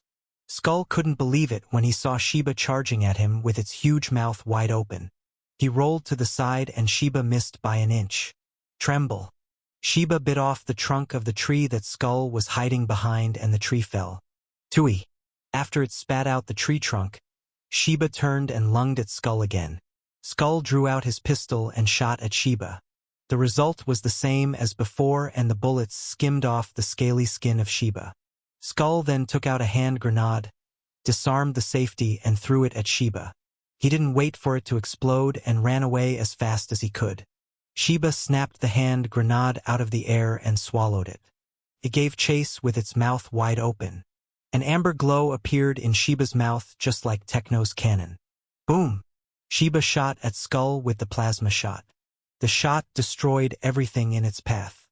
As the shot blasted forward, trees fell one by one, leaving behind a trail of devastation. Skull tried to leap away but his arm got caught by the plasma shot. Plop! He fell onto the ground and twitched around in pain. Chapter 33. The stake is high. Skull could see Sheba grinning with its huge mouth, walking towards him. He knew he had to do something quickly. Seeing that there was no way out, he summoned the skeletons back to be with him. Lucas, who was in a tussle with the skeletons and Rock, saw that the skeletons suddenly dissipated and disappeared. His arms and fingers, with the skin torn open by the skeleton's sharp finger bones, were now free and had free rein to deal out damage to Rock. The pain in his back was also gone, only the small gaping wounds remained. But not for too long, as the wounds began to heal immediately. Lucas took in a deep breath, clenched his fingers, and ripped out Rock's throat. Bladder. Rock gargled and gasped for air, creating a bubbling sound. Slowly, his eyes closed as the oxygen supply to his brain was stopped. Plop. Rock knelt onto the ground and fell forward after Lucas released his shadow's grip on Rock's arms. A familiar sound erupted in Lucas's mind. Ding! Slaughter points plus 300. Current slaughter points 2100/3000. Host level 3. Current abilities 3. SSS level Physique. SSS level Shadow Wielder. SSS level Summoner. As usual, with the addition of slaughter points, Lucas felt a surge of energy enter into his body. And with his energy fully regained, his wounds were healed, and Lucas focused on his hearing. Rustle. It took him a moment of focus to locate where the rustling sound was coming from. Sheba should be over there, Lucas thought as he ran towards the direction where the sound came from. Skeletons appeared around Sheba suddenly. They lunged at Sheba with their sharp finger bones from all directions. Thud. However, their sharp finger bones couldn't do any damage to the scaly skin of Sheba. Sheba then opened its huge mouth and snapped at the skeletons. Crack. The skeletons that were bitten into pieces by Sheba fell onto the ground. Sheba also swept with its tail at those skeletons that were coming at it from behind. It successfully took the skeletons off balance. Sheba grinned, turned over to Skull, and it wanted to deal out its final blow to Skull. The skeletons, however, merged back together, and they lunged at Sheba again. While the skeletons were dealing with Sheba, Skull took out his phone with his trembling hands. He quickly unlocked it in a last-ditch effort to call for help. But before he could even enter the rescue mission's details, a shadow came upon him from behind. Skull looked in horror as he saw the shadow grab onto the shadow of his arms and pull them to the side. Immediately, his arms followed suit. He tried to fight it but couldn't. Lucas was too strong for him. Stop! We are just mercenaries. I have nothing against you. Let me go, and I can pay you handsomely. Skull said pleadingly as he saw Lucas appearing from behind. Lucas pulled the phone out from Skull's hand and looked at the screen. You know, I could put a reward for the rescue mission with all the money you have and claim the reward by marking the mission as done right now. So why would I want to spare you? Lucas said as he entered the reward amount into the rescue mission information. He turned the phone screen towards Skull and showed him. Don't you want to know who engaged us to do this? Skull said. Lucas shook his head, and he opened the messaging app in the phone and read through the messages. Found it. It's Pak Soon-hyun. He showed the phone screen again to Skull. Skull was lost for words as he saw the conversation thread between him and Pak Soon-hyun. The phone screen went away, and the next thing Skull saw was Lucas's fist coming at his face. He couldn't move as he was held in place by Lucas's shadow. Crack. Lucas's fist landed, and Skull's head cracked, giving out a crunching sound as the bones fractured. Relentlessly, Lucas rained punches on his face one after another. Thud, thud, thud. After Skull lost consciousness, the skeletons that were in a tussle with Sheba dissipated and disappeared. And soon, a familiar sound erupted in Lucas's mind again. Ding! Slaughter points plus 300. Current slaughter points 2400/3000. Host level 3. Current abilities 3. SSS level Physique. SSS level Shadow Wielder. SSS level Summoner. You all right over there, buddy? Lucas turned over to Sheba and asked. Sheba sat down and nodded at Lucas, but its eyes started to close. Lucas quickly went over and checked on Sheba. He found no wounds on Sheba, and he figured it must have been too tired and needed to sleep. Recalling that Sheba would need a cool-down period after using its ability, Lucas put Sheba back into his summon space. Lucas claimed the reward for the rescue mission as he had said and got $160,400 credited into his account. He went over to Skull's body and took away his skeleton mask. Even though it was badly damaged now, it was useful for the plan Lucas had. Lucas also added his fingerprint for unlocking Skull's phone using Skull's finger. He then kept Skull's phone and looked at the bodies of the skeleton team lying all over the place. Might have to join a team soon, Lucas thought about it after this encounter. After fighting with the skeleton team and their abilities, Lucas realized that he might have underestimated the different types of abilities out there. With this thought in mind, Lucas rummaged through the items that the skeleton team had on them.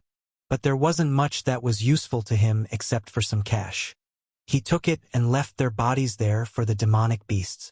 Time to go back and plan, Lucas said silently as he decided to go back home and rest for the day. Sheba, with its eyes closed, sniffed the air, and it smelled something familiar. It opened its eyes and saw a familiar sight. Lucas was making steaks for Sheba. This time, on the table there were more steaks than before, with 2 towers stacked up high waiting to be cooked. Chapter 34. Pak-Yun. Lucas glanced over at Sheba, slurping up the steaks, one after another. This time, he gave Sheba a smile and patted it on its head. He had gotten a small fortune thanks to Skull, so he wasn't too worried about spending the money on steaks. Besides, Sheba had turned out to be a great help. He might not have been able to defeat the skeleton team without Sheba. You did well. But Lucas frowned, gave out a sigh and said, "How were you so weak when I saw you?" After today's battle, Lucas started to have questions about Sheba.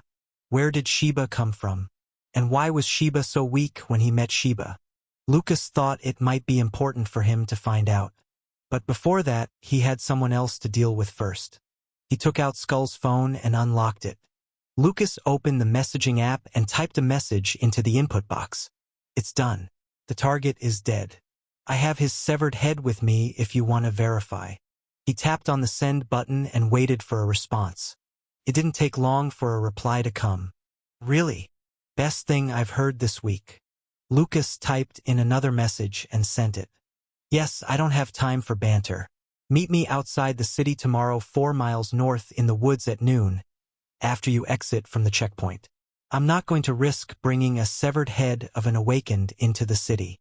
Lucas waited as he saw the status bar with the words, "Pak Soon-hyun is typing," and the next second, Pak Soon-hyun replied, "All right, I shall be there." Lucas gave a determined look as he kept the phone. It was time to settle the score. He wasn't going to be like a sitting duck waiting to be killed. Time for him to strike. Next day, Lucas woke up in the morning and he traveled to the checkpoint. He wasted no time after getting through the checkpoint and got to where he had designated as the meeting place immediately. First, he dug out some of the soil, poured water over it, and molded the mud into the shape of a head. Then, he placed the head into a piece of cloth and wrapped it. Lucas also familiarized the surroundings with Sheba. Knowing where there was cover might be crucial in the heat of battle. He was sure that Pak Soon-hyun wouldn't be coming alone. The Pak family wasn't going to let him venture out of the city without an entourage of bodyguards. Lucas then waited in the shadows of the trees patiently for Pak Soon-hyun to arrive. Pak Soon-hyun sat in the back of the limousine nervously. He looked out of the window as the sceneries began to turn from nice-looking tall buildings to dilapidated houses. He knew they were getting nearer to the edge of the city. Throughout his life, he had never ventured out so far. Pak Soon-hyun had expected to be venturing out of the city only after his training at the Awakened Academy. They were all registered as Awakened, but most wouldn't venture out before receiving the necessary training. The thought of this made Pak Soon-hyun curse at Lucas. "Damn you for making me go so far," Pak Soon-hyun said and punched his fist at the leather seat of the limousine in frustration. "Are you sure about Skull?" The man sitting at the front turned back and asked. He had a long scar on the right side of his face, starting from his forehead to his chin. Pak Soon-hyun sat upright and replied with a soft voice, "Yes, uncle. They are a reputed team. Never failed in any missions so far." His uncle, Pak-Yun, nodded his head, turned away, and kept quiet. Soon, they reached the checkpoint, and they alighted the limousine. Their limousine caught the attention of all the Awakened who were waiting to be cleared from the checkpoint. "Look at that beauty. Wait, don't look and keep quiet. One of the awakened recognized who Pak Yun was and advised his teammate to keep quiet. He had seen the ruthlessness of Pak Yun. Demonic beasts and awakened were slaughtered by Pak Yun in cold blood. And when complaints were made to the Awakened Center, Pak Yun was able to absolve himself from all the charges with the resources from the Pak family. After that, no one dared to make much noise about Pak Yun. Pak Yun was forced by the Pak family to keep a low profile after that. Many of the awakened began to wonder what had made Pak Yun step out into the limelight again. They then saw a young man standing beside him, Pak Soon-hyun, the heir to the Pak family. It finally clicked for them. What reason could there be other than the heir of the family? They kept quiet as they saw Pak Yun and Pak Soon-hyun clearing the checkpoint without the need to stand in line. As noon drew near, Lucas stood up on full alert. He waited as he focused and listened to the noises in the surroundings. There were howling and growls from the demonic beasts roaming in the woods, and there were insects chirping and animals scurrying around, trying to survive. Rustle. The foliage near where he was rustled in a steady rhythm, and he got ready. The rhythm was the same as footsteps of a human being, and from the sound of it, there were two people approaching. Lucas took out the skeleton mask from his dark matter vault armor and wore it. He also picked up the head, wrapped in a cloth bundle in his hand. Sheba, go and hide behind the rock like I've told you earlier. Lucas summoned Sheba from his summon space. He patted on Sheba's head and pointed to a rock that was to the right of where he was standing. Sheba nodded and did as instructed. After a few moments of silence, a voice boomed in the air. Skull. Where the hell is your team? Pak Soon-hyun shouted as he emerged from the trees. Another person followed closely behind. Lucas glanced carefully at the person. Chapter 35. A Man of Steel.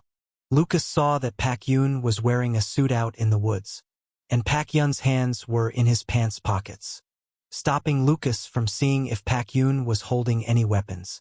Pak Soon-hyun stepped forward and said with frustration, "Next time arrange for somewhere more comfortable." He wiped his forehead and neck that were now sticky and uncomfortable with sweat. After that, he looked up at Lucas and said, "Don't you feel suffocated in that skeleton mask? And where's the head of Lucas? I don't want to be here for any second longer." Lucas shrugged his shoulders, lifted his left hand and showed the bundle with the head made of mud inside. Pak Soon-hyun gave out a huge grin when he saw it. Finally, he could get into the good books of Jules Robertson, and hopefully, the Pak family would be able to benefit from all the resources the Robertson family had. Lucas stepped forward holding the head in the cloth bundle up in the air, and with his right hand, he got ready to throw a punch at Pak Soon-hyun. Pak Soon-hyun's grin turned into a huge smile, and he raised both of his hands, ready to take over Lucas's head.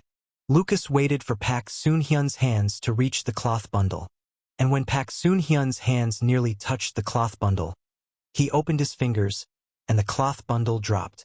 "What are you doing?" Pak Soon-hyun shouted, and he bent his body trying to grab onto the cloth bundle. Lucas immediately smashed his fist down at the back of Pak Soon-hyun's head. Thud! A spear made of steel shot at Lucas's fist and plunged into his right hand. Lucas's arm swung back from the velocity of the spear and impact. Droplets of blood splattered onto Pak Soon-hyun's face, and Pak Soon-hyun looked up. "What the hell?" Pak Soon-hyun wiped his face and saw the blood on his palm. And before Pak Soon-hyun could react, Lucas used his knee and hit Pak Soon-hyun's chin. Thud! The force from Lucas's knee caused Pak Soon-hyun to fall backwards onto the ground. When Pak Soon-hyun saw the cloth bundle that was now on the ground opened, he realized he had been tricked. Inside the cloth bundle was nothing but the head made of mud that had now crumbled into pieces. Lucas pulled out the spear from his right fist and he turned the sharp end of the object towards Pak Soon-hyun. He then threw the spear at Pak Soon-hyun like a javelin. Crack! An ice wall appeared in front of Pak Soon-hyun, but it wasn't enough to block Lucas's attack. The spear shot through the ice wall and the ice wall cracked into pieces. Thud! It then plunged into Pak Soon-hyun's left shoulder, nailing him to the ground. Arg! Pak Soon-hyun cried out in pain, and he held onto the spear trying to pull it out. Run! Leave him to me. Pak Yun shouted from behind Pak Soon-hyun. He had conjured up 2 other spears in both his hands and he flung them at Lucas. Whoosh! The spears shot at Lucas, leaving a trail of afterimage behind. Lucas dodged one of the spears, but the other spear shot into his shoulder. His dark matter vault armor wasn't able to withstand the force, just like skulls summon skeletons. Pak Soon-hyun finally pulled out the spear, and he tried to make use of this opportunity to run, but to his horror, he couldn't move his feet. "Help me, uncle!" He looked back and cried out to Pak Yun. Lucas had held onto the shadow of Pak Soon-hyun's feet with his SSS-level shadow wielder. Pak Yun came up to Pak Soon-hyun and tried to pull Pak Soon-hyun to his back. But he couldn't, as Pak Soon-hyun stayed where he was, as if someone was in a tug-of-war with him. Pak Yun took a deep breath and tried again. As he conjured up energy to do so, Pak Yun felt something lunge at him from the side. He turned his head to the side and saw a huge mouth with sharp fangs coming at him. Pak Yun's face turned into a metallic color as his whole body started to be covered with steel. He smirked as he was very confident in his SSS-level steel ability to protect him from damage. Bladder. Shiba's mouth snapped at Pak Yun's arm, and its fang tore through the steel as if it was nothing. A trail of blood flowed onto the ground from Pak Yun's arm. Pak Yun quickly conjured another spear in his other hand, and he thrust it at Shiba. Shiba opened its mouth and took a bite out of the spear, like eating a pocky stick. "What are you?" Pak Yun exclaimed in astonishment at Shiba. Clang! A loud metallic sound echoed in the air as Lucas punched at Pak Yun's head from the front. The impact made Pak Yun shake his head to keep his consciousness. When he regained it, he saw another thing that astonished him. By now, Lucas's wounds had healed. His shoulder and hands were now as good as new. "Get away from me!" Pak Yun gave out a huge roar and sharp steel spikes ripped through his suit. The sharp steel spikes shot out at Lucas and Shiba. Lucas quickly covered his body with his arms and the sharp steel spikes got stuck in his forearms. He endured the pain, pulled back his fist and gave out another punch at Pak Yun. Clang! Another metallic sound rang in the air. Meanwhile, Shiba had opened its mouth and swallowed the sharp steel spikes that were shot at it. It then turned to Pak Soon-hyun, who was on the ground, and gave him a huge grin. Sharp steel spikes appeared in front of Pak Soon-hyun and shot at him. Pak Soon-hyun quickly conjured up an ice wall to protect himself. Chapter 36. Tough Fight. Pak Soon-hyun gritted his teeth as he conjured up the thickest ice wall he could with all his might. The next moment, the sharp steel spikes hit the ice wall. Crack! However, the ice wall was no match for the sharp steel spikes. The ice wall cracked into pieces of ice shards as the sharp steel spikes penetrated through it. Thud! Several sharp steel spikes shot through Pak Soon-hyun's body, and a pool of blood slowly appeared under him. As his strength went away, Pak Soon-hyun slowly lay onto the ground, gasping for air. The sharp steel spikes had gone through his lungs, and he wasn't able to breathe normally. Pak Yun tried to pull Pak Soon-hyun from where he was but couldn't. Punches rained on him from Lucas. Even though he had the protection of the steel covering his body, Lucas's punches still made him feel pain. His innards felt like they were being stirred by a stick when Lucas gave his abdomen a solid left hook. Clang! Lucas then gave him an uppercut, and his fist connected with Pak Yun's jaw. Pak Yun's head flung back, and Pak Yun stumbled a few steps back. Not letting him get away, Lucas lunged at Pak Yun. Pak Yun's head suddenly lifted back up, and Lucas saw that Pak Yun had his mouth open with his tongue rolled up. Something then shot out from his tongue at Lucas's eyes. Using his palm, Lucas covered his eyes and blocked the attack. He looked at his palm and saw a steel needle stuck in his palm. Lucas pulled the steel needle out and he felt a gust of wind coming at him. Pak Yun had conjured up 2 steel spears again in his hands and thrust them straight at Lucas's head. Lucas squatted down and dodged the spears coming at him. He made use of the posture, kicked hard onto the ground and lunged at Pak Yun with his shoulder. Bam! Lucas knocked Pak Yun onto the ground. Whoosh! Pak Yun tried to shoot at Lucas's eyes with a steel needle, but Lucas easily dodged it as he had seen it before. Bladder! With his fingers, Lucas dug into Pak Yun's left eye. The pain startled Pak Yun and he swung his arms around, trying to get Lucas away from him. Lucas wanted to go in for the kill, but he saw a shadow slowly becoming bigger and covering him. He looked up and saw a huge steel ball coming down towards where he was. Lucas quickly leaped away. Boom! The steel ball, which was twice as big as Lucas, slammed into the ground. The soil and rocks erupted and flew in all directions. Pak Yun panted as he stared at Lucas. Drip. Blood trickled down from his left eye as Pak Yun tried to catch his breath. He glanced over at Pak Soon-hyun, who was now unconscious. And Sheba was staring back at Pak Yun, ready to attack as Pak Soon-hyun was no longer a threat. Damn it! Pak Yun cursed at his day so far. The steel ball was his last-ditch effort, and it had expended all of his energy. But Lucas was still alive and seemed unharmed. And worst of all, the heir to the Pak family was now unconscious or dead. He wanted to run away but didn't. What was waiting for him in the Pak family if he did that would be 10 times worse than if he had died here. With this thought, Pak Yun made his decision, and he ran towards Pak Soon-hyun with whatever energy he had left. Thud. Lucas gave Pak Yun a flying kick from the side and Pak Yun was hurled into the air. And when Pak Yun dropped onto the ground, he tumbled for a few moments before stopping. Pak Yun looked up and saw Lucas coming at him from the air. Clang!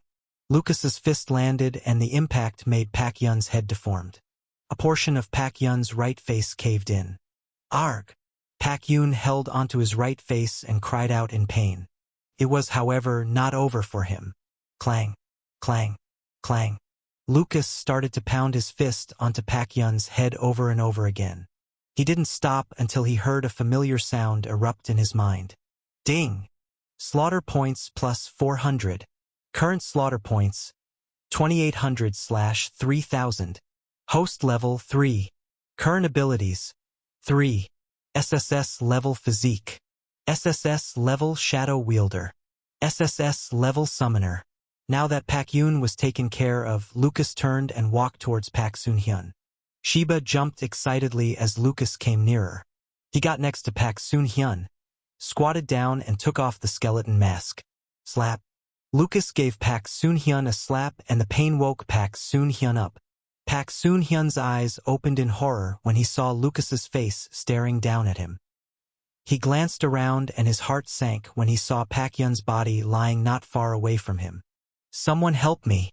The Pak family will pay handsomely for saving my life. God help me please. Pak Soon-hyun wheezed and shouted for help. Lucas shook his head, stared down at Pak Soon-hyun and said, "There's no one coming. Sincere prayers are found only in hospitals. Your pathetic pleas are just static to God." Pak Soon-hyun shook his head and pleaded. "No, please. I beg you. It wasn't me. Yes, it was Jules Robertson that made me do it." He tried to deflect the anger of Lucas towards Jules Robertson. Slap. Lucas slapped Pak Soon-hyun's face for a few times. "Think I'm going to fall for that?" he said as he pulled back with his right arm and got ready. Tears rolled down from Pak Soon-hyun's eyes when he saw Lucas's fist coming down at him. Bladder. After Lucas's fist hit his face, there was only darkness. Pak Soon-hyun laid motionless on the ground, his head now a mangled mass. A familiar sound then erupted in Lucas's mind. Ding! Slaughter points plus 200. Current slaughter points 3000/3000. Congratulations on leveling up. Host level 4. Chapter 37. Pak Min Jae. Ding! Slaughter points plus 200. Current slaughter points 3000/3000. Congratulations on leveling up. Host level 4. Please select new ability. 1. SS level healer ability. 2. A level speed ability. 3. A level sound ability. 4. SSS level ice ability. This time the selections were a mix of different types of abilities. Lucas didn't have much use for the SS healer ability. The A-level abilities were too weak compared to the SSS level ice ability. and the battles he had had so far made him realize that having an elemental ability allowed him to be very versatile with it. He could use the SSS-level ice ability offensively to deal out long-distance attacks like shooting icicles at enemies from afar. And defensively, he could conjure up an ice wall to protect himself. With that in mind, more information came into Lucas's mind about the SSS-level ice ability. SSS-level ice ability allows hosts to control ice in its different forms. Usage of the ice ability would use up host's energy. Add this as new ability? Y/N. Lucas thought yes silently in his mind. A rush of energy entered his body, rejuvenating him. But the energy didn't stop even after Lucas felt as good as new. Kept going, he twitched as his muscles started to be imbued with this energy. Slowly, the energy made his muscles increase in strength and his skin also slowly toughened up. Knowledge about the usage of the SSS-level ice ability also filled his mind. When it was all over, Lucas took a breath as he felt the abundance of energy inside him. Lucas was now twice as strong as he was before the level up. He began to ponder whether he could take on Riley in his current state. From Mandy's briefing, he knew that Awakened could become more powerful with the demonic beast cores. Fighting against the skeleton team and fighting against Pak Yun had been on another level. When he visits the Awakened Center again, he would like to ask her whether there are any classifications among the SSS-level Awakened. Lucas looked down at the body of Pak Sun-hyun, and that reminded him that there was still work to be done. The temperature in the surroundings dropped as he lifted his hands. White frost appeared surrounding his hands, and slowly it became ice that reached down onto the body of Pak Sun-hyun. The ice didn't stop, and it extended towards Pak Yun's body. It engulfed the bodies within a moment and froze them. Lucas then punched down at Pak Sun-hyun's body. Crack. The body, which had been hardened after being frozen, broke into pieces. Lucas didn't stop and stomped onto the large pieces of the frozen body. He also proceeded to do the same to Pak Yun's body after he was done with Pak Sun-hyun. And when the freeze was gone, the demonic beasts would do the rest to clear it up. Achoo! Sheba sneezed from the cold, and it shook its head at Lucas. Lucas walked over to Sheba and patted its head. Thanks for the help, buddy. Now we shall get back and have a sumptuous meal together, he said, and Sheba jumped in joy when it heard that there was going to be food. When he reached the checkpoint, Lucas hid near the checkpoint and waited. Most Awakened teams only came back when it was nearing nightfall after clearing as many demonic beasts as they could. If he returned early, it might arouse suspicion from others. And most importantly, he wanted to see if there was anyone from the Pak family coming out searching for Pak Yun and Pak Sun-hyun. After a few hours of waiting, it was near nightfall and nothing unusual had happened. Lucas then summoned Sheba back into his summoner space and walked back into the checkpoint. And when he cleared the checkpoint counter, he got on the bus and started his journey back home. As the bus moved off, he saw a limousine and armored cars going towards the direction of the checkpoint. He figured that it must have been the Pak family finally realizing that Pak Sun-hyun and Pak Yun were uncontactable. However, he wasn't too worried if he was in the city. There was someone else that he could call. He closed his eyes for a short rest as it was a tiring day for him. After a long travel, the bus arrived at his stop, and he alighted.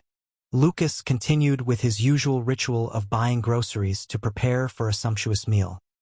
Sheba was slurping up plate after plate of spaghetti, while Lucas was looking down at his phone. The news and social media were buzzing with activity. All over the different platforms, there were interviews given by the Pak family members and articles written about their missing family members. He tapped on one of the videos and watched. I plead for my son, Pak Yun's safety. He has been an outstanding member of the Pak family, contributing to charity. And my grandson, Pak Sun-hyun, is just a kid. It would be pure evil if any harm befalls him. The Pak family's family head, Pak Min-jae, said with tears rolling in his eyes. He was around 60 years old and had a head of gray hair. I'm lucky that Edric Robertson had given me his support during these difficult times, Pak Min-jae said and gave out a long sigh. The video stopped after this moment. Humph. Lucas shook his head. Pak Min-jae didn't really care for Pak Yoon and Pak Soon-hyun. Even in the interview, he was reminding Edric Robertson that the Pak family paid a price. A subtle hint to Edric Robertson that the Pak family should get their rewards. He put down his phone and joined in the feast with Sheba. It took him a few minutes to finish his plate of spaghetti, while Sheba only took a second to finish a plate. When there was no more spaghetti for Sheba, it started licking the sauce and pieces of spaghetti and meat on the plates. Suddenly, Sheba stopped and turned at the door. Knock. Chapter 38. Team Riley. Lucas stopped what he was doing and took out his pistol. Hey, I know it's unexpected, but we've been invited by the Awakened Center director, Rodney. A familiar voice came from behind the door. It was Riley's voice. Lucas deduced what this meant. The Awakened Center's director must have sent Riley's team to protect him from the Pak family. He glanced over at Sheba, gave him an "I'm sorry, buddy" look, and summoned Sheba back into his summoner space. After doing so, Lucas walked up to the door, with his right hand holding the pistol behind his back. Creak. The door opened with a creak and Riley with his team members were standing outside. Riley entered the room even before Lucas said anything. He looked around and frowned. When he saw the empty plates that filled the table and even on the ground, Riley raised an eyebrow at what he saw. You do have a big appetite for someone like you. Riley brushed his long blue hair and said. Lucas shrugged and replied, after a hard day of work, it's good to treat yourself. Come on, Riley, we don't have the whole day. A voice from outside interjected impatiently. Oh, how can I forget? Riley smiled and waved his hand at his team members standing outside. Come on in and introduce yourselves. The man who interjected walked in quickly with the others following closely behind. I'm Rex, Rex said with his chin up at Lucas. He was a burly man with strong arms. And on his arms, there were tattoos of women's names all over them, but they were all struck out. Lucas frowned as he wondered what it meant. These are all the names of my exes. We only went our own ways. I didn't do anything to them. Rex showed him one of his arms to clarify. Lucas didn't know how to respond and gave him a smile. The woman standing next to Rex spoke next and introduced herself. I'm Emma. Nice to meet you. She wore a pair of glasses, and her lips had dark red lipstick on. And with her red armor and gear, Lucas figured she must be madly in love with the color red. The last person in the team then introduced himself. He was a young man and looked around the age of Lucas. I'm Haryanto. Haryanto reached out his hand for a handshake. Lucas shook his hand with Haryanto and said, Pleased to meet you. Haryanto had a tanned body, but his looks and demeanor were like a student. Now that we know each other, time to pick up the phone, Riley said. Ring. Lucas's phone rang right after that, and he went and picked up his phone. On the other end, the director spoke. Someone's finding trouble with you. Join Riley's team for the time being while I deal with them. I will, Lucas replied. Good. Tell Riley that you agreed and follow him, the director said and ended the call. It was just as Lucas thought. And this was the reason why he registered as an Awakened. At least the Awakened Center didn't take matters lightly if the Awakened tried to kill each other within the city. It would be impossible for the central administration to organize the Awakened to fight the demonic beasts if they had free reign. The director told me what's happening. I agree to his arrangements, Lucas said. Welcome to the Riley team, Riley said and took out an insignia from his pocket and passed it to Lucas. Lucas took the insignia and glanced at it. It had cute chibi faces of 5 people on it. And underneath the insignia were the words, Riley's team. Lucas instantly recognized all the faces. Riley, Rex, Emma, Haryanto, and himself. It felt weird to him, but he was glad as this meant that he didn't have to fight alone anymore. Put it on your left shoulder if you want to, Riley said. Haryanto walked over and wanted to help. He peeled off the sticker behind the insignia and slapped it onto the left shoulder of Lucas. Haryanto then noticed the holes on his armor that were sustained when Lucas fought with the skeleton team and Pak Yoon. Come to our lair and I can get it repaired, Haryanto said. Lucas glanced down at his armor, and he nodded. Yeah, We better get going before they make a move, Rex said as he peeked his head out of the door at the corridor. Riley nodded and said, "Pack up your stuff and we leave immediately." Lucas quickly put his daily essential items and clothes into his dark matter vault armor within minutes, and they left his home after that. Riley Team's lair was a building that was near the Awakened Center. The building was behind huge fences, and when they entered through the fences, the building revealed itself. The building looked modern with its pristine white walls. A pool with clear blue water was beside it. After they entered the lair, Lucas took a moment to have a look at the interior. The interior was furnished with wooden furniture and paintings on the wall. A huge difference to where he was staying. That dark and tiny room paled in comparison. Haryanto then showed Lucas to his room on the second floor, while the others made their way back to their rooms. Lucas was surprised that they had gotten the room for his arrival and everything he needed was already inside. A feat considering how little time they must have had to prepare for it. He walked over and pushed down onto the bed. The mattress was soft, and it depressed downwards. Lucas sat onto the bed and said, "Thanks so much for this." Haryanto shrugged and said, "You are part of the team now, and in our team, we look out for each other. Have a good night's rest first. I will fix your armor tomorrow," he said and left the room while waving his hand at Lucas. Lucas nodded, and after he closed the door, he summoned Sheba out of his summoner space. Chapter 39. Edric Robertson's Plan. Sheba looked around at the unfamiliar surroundings with its round eyes. It jumped around excitedly at the nice spacious room. When it saw Lucas sitting on the bed, it jumped onto the bed. With its tail wagging, Sheba snuggled happily in the soft bed and blanket. "You like it here too, buddy?" Lucas patted its head and asked. Sheba nodded furiously. "We might have to spend some time here, but..." Lucas got closer to Sheba and said, "I might not be able to smuggle too much food for you." Sheba frowned for a moment and nodded. After the fight with the skeleton team and Pak Yun, Lucas realized that Sheba might cause a ruckus if it was seen. He needs to investigate more about Sheba's background. And for the moment, Sheba had to be kept a secret.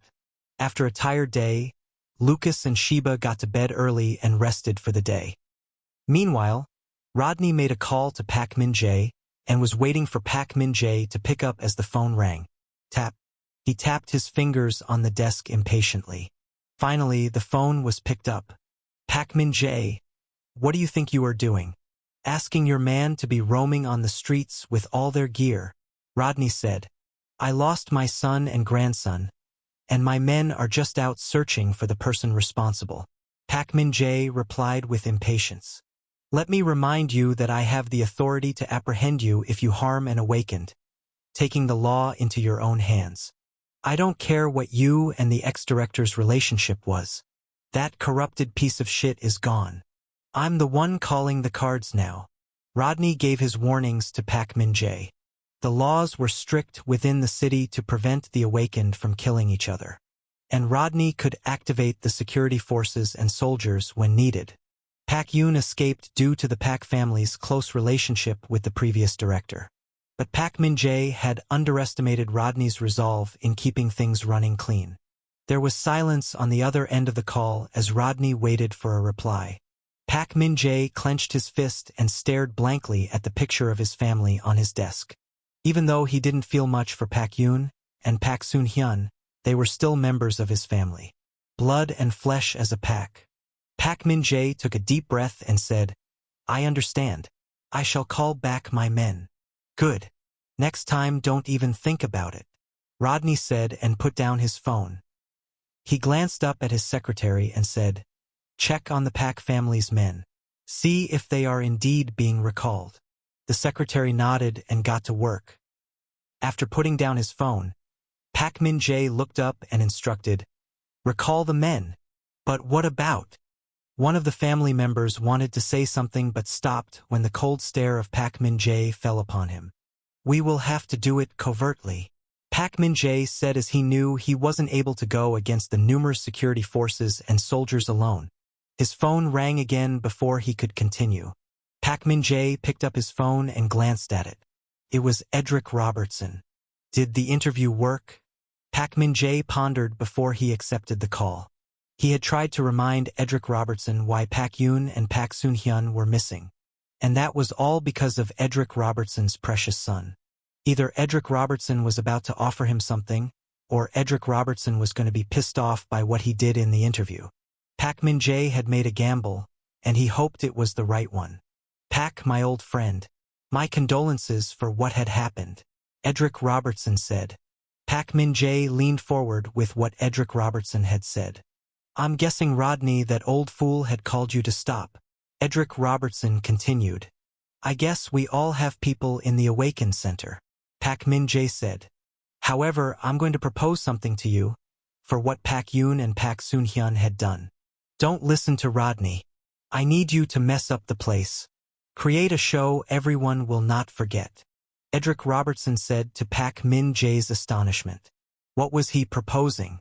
All the Pak family members would be dead very soon if he listened to Edric Robertson. Edric Robertson continued and said, I know what you are thinking right now. I assure you that you would be rewarded handsomely if you do so. Here is what will happen next.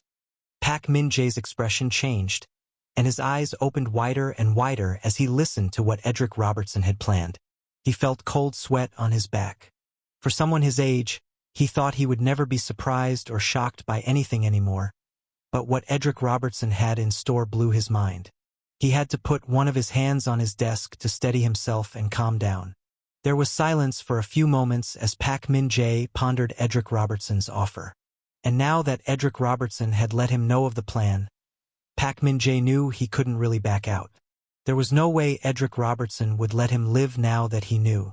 Pak Min-jae thought that he could pull in Edric Robertson with his interview, but in the end, he was the one being played like a toy by Edric Robertson. Finally, Pak Min-jae took a deep breath and after a sigh, he said, Yes, I will make sure we create a show Rodney won't forget. Edric Robertson put down his phone and took a sip from his wine glass. Things were going his way. He took out his phone and opened the Messages app. He entered into the input box. Plant the devices tomorrow. After a brief moment, a reply came back. We shall do as instructed. Edric Robertson then tapped on the contact, Shadow Lotus. The device will be planted. Shadow Lotus replied immediately. We shall take care of the governor and the southern pillar. Chapter 40. Getting to know each other. Next day. Knock. He yawned and stretched out his hands. It was a good night's sleep for him on the soft bed. Next to him was Sheba still asleep.